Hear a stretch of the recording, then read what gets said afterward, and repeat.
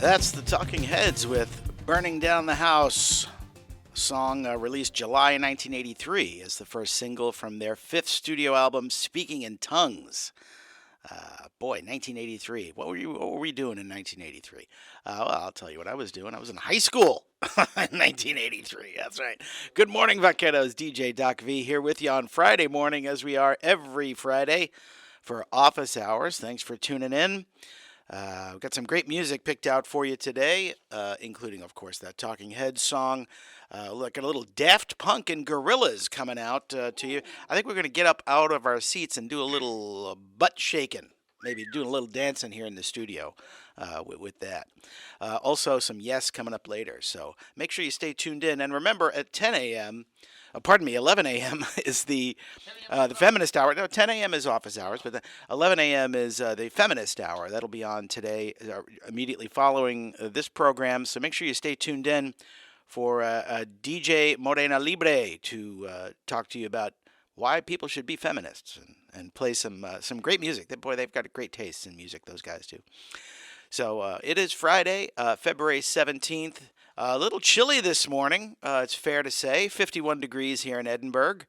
Looks like we're not going to get much higher. High this afternoon of 59 degrees. But it looks like for the next few days, it does get back up into the 80s by Sunday. And then by Tuesday, at least the forecast has us at 91. So that'll be more akin to what we're used to here in the beautiful Rio Grande Valley. Cloudy day here on the UTRGV Edinburgh campus.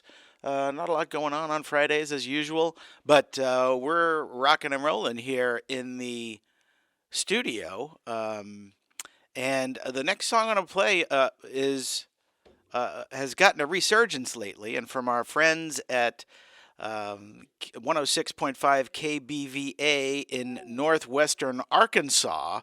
The the headline is Linda Ronstadt's Long, Long Time tops multiple charts thanks to The Last of Us. Linda Ronstadt, the latest artist to see a chart resurgence thanks to one of her songs being featured in a popular series. In Ronstadt's case, it's the tune Long, Long Time, which has jumped back on the chart thanks to its inclusion in the third episode of the hit HBO series The Last of Us. Billboard reports the song, which originally appeared on the 1970 album. 1970! I wasn't even 1 year old yet.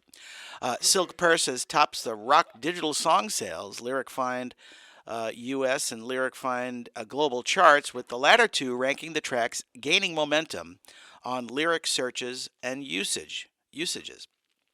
From January 27th to February 2nd, Long, Long Time went from negligible downloads to 6,000, which was an increase of 11,181%, and enough to land it on top of the rock digital song sales chart.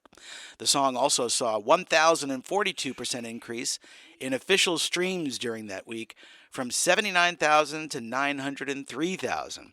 I mean, unfortunately, Linda Ronstadt is no longer performing due to health conditions. But let's enjoy her. This was when she was so young, man. Wow. This is Long, Long Time from the Silk Purses album. Boy, that song really strikes a chord, doesn't it? Simply Red with Money's Too Tight to Mention. You feel me? Money's too tight to mention, I'll tell you that much. Before that, you heard 10,000 Maniacs doing the Cat Stevens cover of the song Peace Train, and we started off that set with Linda Ronstadt and Long, Long Time, recently featured in HBO's miniseries The Last of Us. I've been watching that. I think I'm a couple episodes behind, so no spoilers, everybody. I gotta really send a shout out to my son, who, he and I are both gamers, and for Christmas and my birthday this year, he sent me the PlayStation 4 versions of the game. So I've started it, but, I don't know. I'm only about an hour into it, probably even less than that. I usually like to explore and, do stuff instead of just following. Well, I like to see the story unfold too, so sometimes I'll just go through and do it. But still at the very beginning of that game. So hopefully the miniseries won't spoil it for me. I'm sure it's exciting on the PlayStation. But I'm usually a PC gamer, so that's a change in habit for me.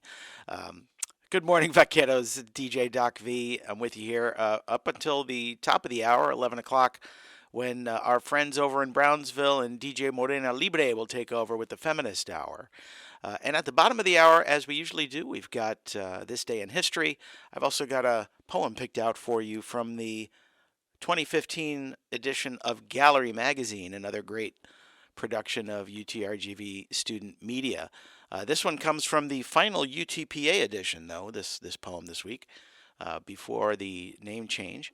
So we'll read that around 52 minutes after the hour or so. But right now, let's get up out of our seats and shake it a little bit with some dance music. The next couple tracks coming at you. The first one is by a band called Yaz. This is song Situation. One More Time by Daft Punk. Great song there. Great. It's hard to sit still when you hear that song, right? Before that, it was Yaz with Situation. Remember that one coming, being the big dance tune when I was in high school and we were getting into dancing and stuff. So thanks for tuning in, Vaqueros. 53 degrees here in Edinburgh, Texas. A little cloudy day, but hopefully get up to around 59 this afternoon. So that means I get to keep my windows open in the house, which I'm really psyched about. Got some great music still coming up for you, but as we do every Friday when we get together for office hours, it's This Day in History. And today, February 17th, in 1906, Union leaders Bill Haywood, Charles Moyer, and George Pettibone are taken into custody by Idaho authorities and the Pinkerton Detective Agency. They're put on a special train in Denver, Colorado, following a secret direct route to Idaho, because the officials had no legal right to arrest the three Union executives in Colorado. The Industrial Workers of the World, of which Haywood was president, tried in vain to stop the unofficial arrests. Idaho had resorted to this gambit in an attempt to bring the Union leaders to justice for the assassination of former Governor Frank Stuenberg. On December 30th, 1905, a powerful bomb affixed to Stuenberg's front gate exploded and killed him as he was returning to his home in Caldwell, Idaho. The former governor was a target for Union miners after his role in breaking the strike in Coeur d'Alene years earlier. In order to solve the crime, Idaho called in the Pinkerton Agency and the country's most famous private detective, James McParland. He was the man responsible for bringing down the Molly Maguires, a secret Irish society from Pennsylvania's mining district. All men visiting Caldwell were detained and questioned after the bombing, and the police began to focus on a man named Tom Hogan. This trial also resulted in one of the first trials of Clarence Darrow, who was on his way to becoming the country's foremost defender of liberal causes. It was the first trial of the century, drawing national media attention and celebrity attendees. At Haywood's trial, Darrow made an impassioned 11-hour closing argument that mercilessly attacked Orchard, and the jury acquitted him. But according to this article, anyway, he was likely guilty, so he got away with one there. Also on this day in 1998, U.S. women win the first Winter Olympics hockey gold medal. On February 17, 1998, in Nagano, Japan, the United States defeats Canada 3-1 to win the gold medal in the first women's hockey tournament held at the Winter Olympics. In 1979, in response to the Vietnamese invasion of Cambodia, China launches an invasion of Vietnam. Tensions between Vietnam and China increased dramatically after the end of the Vietnam War in 1975. In 1801, on February 17th, Thomas Jefferson is elected the third President of the United States. The election constitutes the first peaceful transfer of power from one political party to another in the United States. Also on this day in 1947, with the words, "Hello, this is New York calling," the U.S. Voice of America begins its first radio broadcasts to the Soviet Union. The VOA effort was an important part of America's propaganda campaign against the Soviet Union during the Cold War. And finally, in 1972, the 15,007,034th Volkswagen Beetle comes off the assembly line, breaking a world car production record held for more than 4 decades by the Ford Motor Company's iconic Model T, which was in production from 1908 to 1927. Wow, 15 million of those Volkswagen Beetles. Isn't that something? That's this day in history, like we do every week on Office Hours with DJ Doc V. I'll be with you here until the top of the hour when my friends over in Brownsville, DJ Morena Libre, and the Feminist Hour take over. So make sure you stay tuned for that. And right now, let's get back to some music. How about a little... I don't know. What should we play? How about the Gorillas? This one goes out to Seth. Hopefully he's working hard this morning in OKC. Here's the Gorillas with Feel Good Inc. I gotta say, I'm a little late to the weekend party, but I heard the other song, Call Out My Name, on... Well, I was watching The Voice, and one of the contestants sang it, and boy, she did a great version of it. I'm like, ooh, that's a great song. I started listening to more of The Weeknd stuff, so I really like his stuff.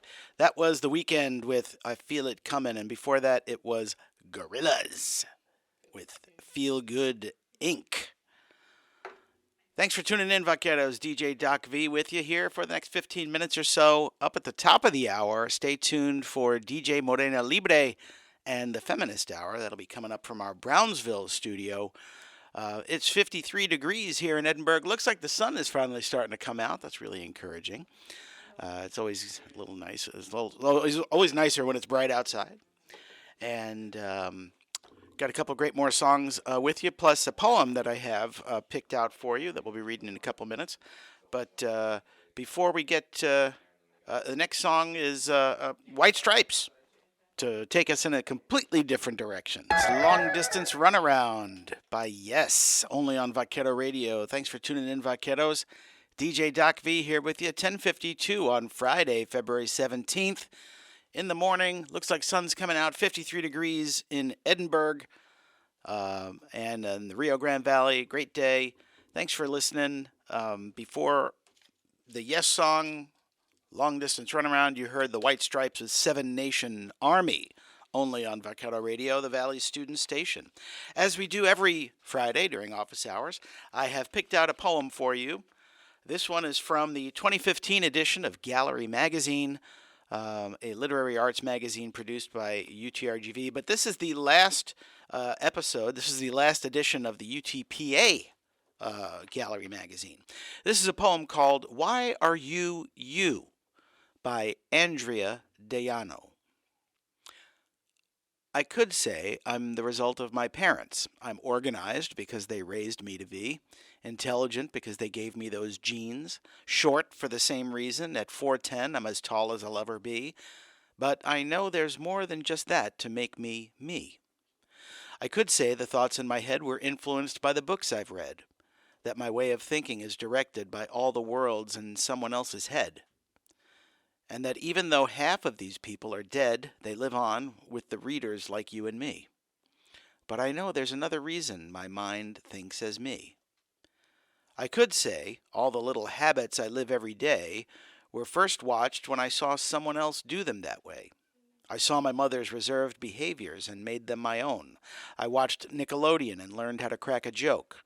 And all my memories as I acted upon these things could very well be what made me me. But I know I'm the only person who truly thinks and acts like me. I know that genes made up my body, but do genes decide how I cut my hair? Or choose the color I paint the fingernails my body grows? Decide what clothes my body will wear? I know books influence my way of thinking, but who decided which books I want to read? Isn't that me? I know there's not a habit in this world for me to pick up that wasn't someone else's first, but when I saw someone bite their nails, I didn't bite mine too. Instead, I paced around my room, not even knowing where I got it from. No one chooses my habits any more than my clothes or my books. I chose those things because I liked them, because I wanted to. I chose the things that make me.